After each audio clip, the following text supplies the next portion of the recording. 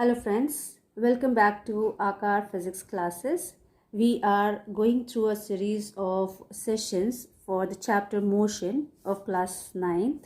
Okay, so this is part 7.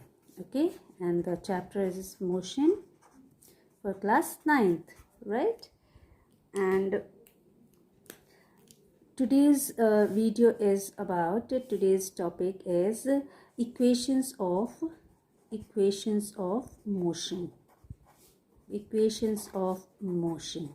Okay, and when we are talking about motion here, it means we are going to discuss about this motion is related to uniformly accelerated motion. We are going to talk about uniformly accelerated motion.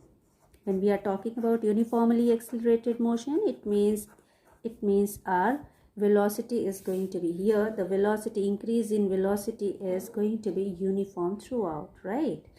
So here we are going to talk about equations of motion. Why we are going to talk about equations of motion, that I am going to tell you later. First you have to understand what are these equations. Okay, we'll discuss what are these equations. Let us try to write these equations. So the very first equation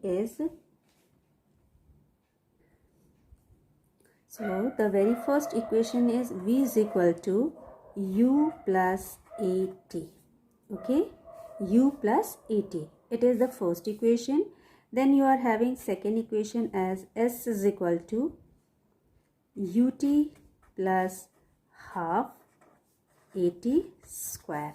Okay, and the third equation is V square is equal to U square plus 2AS.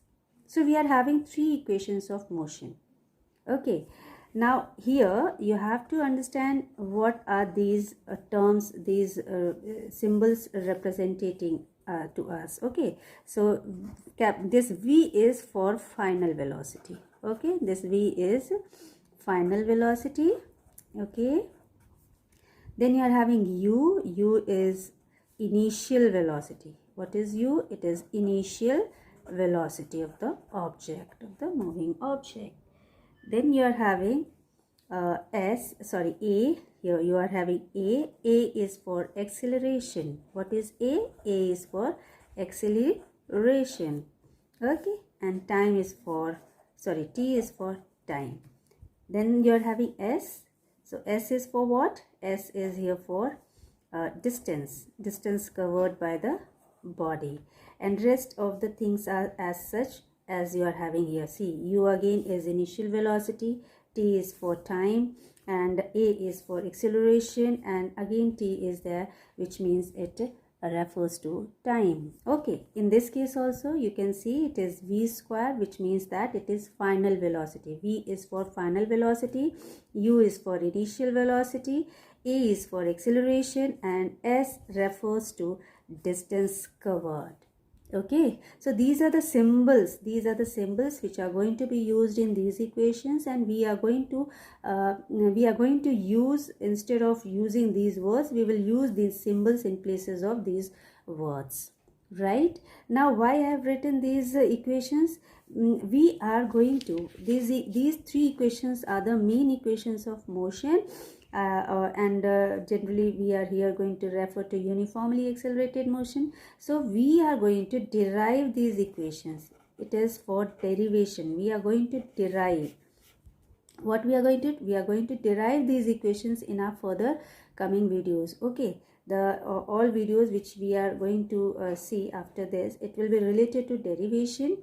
Okay, the derivation will be in first of all the three derivations. These three derivations will come out in general way, in a formal way, and then it will be I will tell you about these derivations in graphical way also. I'll try my best to explain to you in graphical way also. Okay, so we are going to, and then after that we will try to understand the distance time graph and velocity time graph. Distance time graph also is there, which we have to understand, and speed time graph is there. Speed, here whenever I'm going to use a speed, it means we are going to refer it to velocity. We will consider it as velocity. So speed time graph are the graphs which we are going to study in further coming videos. Okay, so in the next video we are going to come with the derivation of these three. One by one the videos will come out with the derivation. All the three will not be covered in the